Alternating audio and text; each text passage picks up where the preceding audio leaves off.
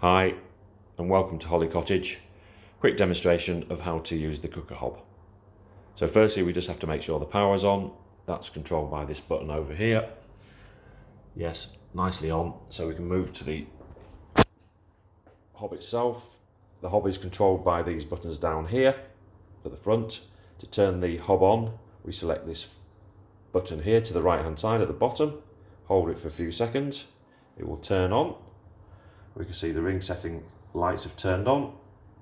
To simply operate, we choose the ring we'd like. So let's choose the bottom right ring here. It's selected, all the other ones have gone out, so we know this is the one we're using at the moment. Just press the up and down button and it will quickly come on. We can see the lights coming on there, heating the plate above. These lighting elements will go on and off during a cooking.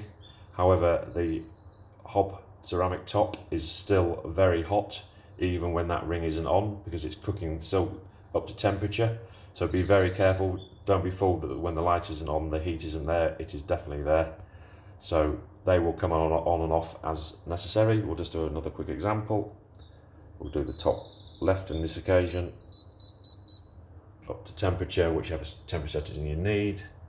The ring comes on and everything's working nicely. So to turn off, again, you can see here that we've got both top and left. This one isn't lit, but is hot. So as I said, be careful. So to turn them off, we just select our ring and we press the minus button to go down to the 0, and that will turn the ring off. It will not turn the heat that has dissipated into the ceramic top, so it will still be hot for several minutes. So we will see in a minute that it should start saying H here, look. So it's telling us that this ring is still hot and this ring is still hot. So be very careful. So hopefully that's a nice, easy explanation. If you've got any questions whatsoever, please give us a call and we'll be happy to help. Thanks very much.